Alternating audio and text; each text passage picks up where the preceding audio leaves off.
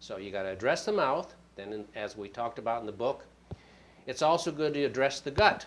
Mm-hmm. When you're taking a diet that doesn't give you good bowel function and doesn't really give you a bowel movement at least twice a day, not once a day, twice a day, Mm-hmm. okay? You're getting a lot of stasis in your colon, and you're getting the proliferation of the same type of bacteria that we're talking about in the mouth. Mm-hmm. Clostridium, Mm-hmm. these are highly, highly potent toxins. These are the ones that are, of course, responsible for botulism, Mm-hmm. our prototype horrible toxicity. Mm-hmm. So when you have a constipated, sluggish gut filled with these bacteria, and they're producing these toxins around the clock, where do you think the toxins are going? They're getting absorbed into the blood, Mm-hmm. and they're keeping you down as well. So it's not just a good health type tip. It's a very critical tip for getting a person that has a chronic degenerative disease, heart disease, perhaps the beginning of cancer, lupus, collagen vascular disease, high blood pressure, any of these chronic degenerative diseases. It's a very critical part to take away that toxin load as well. And I actually wrote a separate book on this, Optimal Nutrition for Optimal Health, that goes into a lot more detail than this particular book on how to get your gut into optimal condition, okay? Because that's critical. Eliminate the dental toxins and eliminate other obvious toxins. I say and I focus on dental because it's the most critical in most people. But if you live next door to an aluminum plant pumping out aluminum fumes all day long, that for you is going to be more toxic than your dental. So if you've eliminated all other regional exposures, your dental is number one. Getting your gut healthy is number two, and then taking the quality supplementation is number three. I've found it interesting in your book in that number two area that you were talking about, not only the diet and the importance of certain kinds of combinations of foods Right. and so on that people, I think oftentimes don't ever even think about.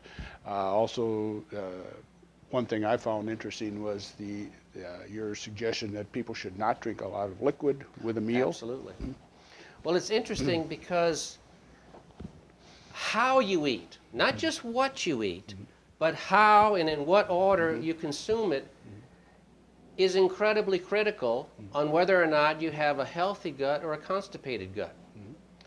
In the early part of the 1900s, Dr. Ivan Pavlov, another Nobel Prize winner, the Pavlovian dogs, Right. ring the bell, salivate, he was a very prominent gastrointestinal physiology researcher.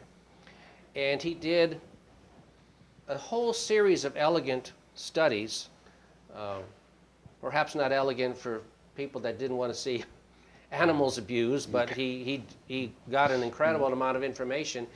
And he found in investigating basic digestion in what they called the open stomach preparation on dogs. They were able to just gain direct access to the stomach and then observe how digestion proceeded. So he found that when he put starch directly into the stomach, it was completely digested and processed into the stomach and passed beyond the pylorus into the gut in roughly 90 minutes. Okay. Then he took ground up, not big chunks, ground up pieces of meat and put it into the stomach separately by itself. The whole process had it going through the pylorus and into the intestine in 3 hours. Okay. Twice as 1.5 hours, 3 hours. Then, I don't know if he was just doing this randomly or if he had his own insight as to what was going wrong with digestion in so many people, but he put starch and meat together at one time. And how long do you think it took before that food complex got pushed through the pylorus into the intestine? 8 to 9 hours. Wow. Well, you pretty much Sounds like define, a hamburger. that's you got it. And you pretty much define constipation. You took something that shouldn't have taken any more than 3 hours to get from point A to point B, and now you've taken 8 to 9 hours to get there. And then when you continue that same process, that same ignoring of food combination principles, then when you add to that a large amount of fluid, you dilute out the digestive enzymes, much less of the food mass gets properly digested, and then what happens? If it doesn't get digested, it rots and putrefies. So if you don't get food through your gut and out in a properly digested fashion in roughly 10 to 12 hours, the longer it stays in, the more it's going to rot and putrefy. And of course, also dump the toxins. Dump the toxins. I like to make the point that if not for ourselves or for other people, you know, there are these people that when they use the bathroom, nobody else can use the bathroom for an hour. The point is that shouldn't be the case. If you're digesting well, somebody should be able to go into the bathroom immediately after you leave and not really notice that much of a problem odor-wise. And odor relates directly to less odor, more digestion. More odor is less digestion and more putrefaction. Okay. Very interesting. So you have eliminate or minimize the dental toxins, optimize the diet so that you digest correctly. I mean, there are a lot of things in the book where I suggest, you know, different foods are obviously better than other foods, but it's super critical to understand that whatever you decide to eat, try to eat it in a combination manner in which it's properly and completely digested. Okay? Meat, for example, meat is associated with increased incidence of colon cancer. So all the vegetarians jump on the wagon and say, well, you should never eat meat. Well, it's improperly digested meat that causes colon cancer.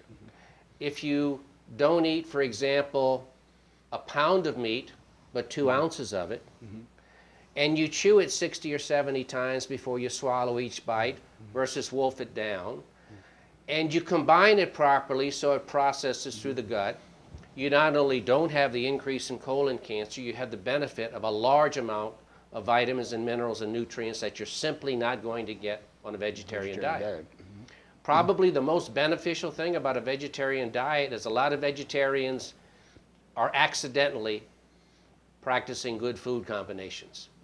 And so they get less food rotting in the gut. But the vegetarians that like lots of sweets and lots of fruits and combine them, they have just as toxic a gut as the meat eater. Very interesting.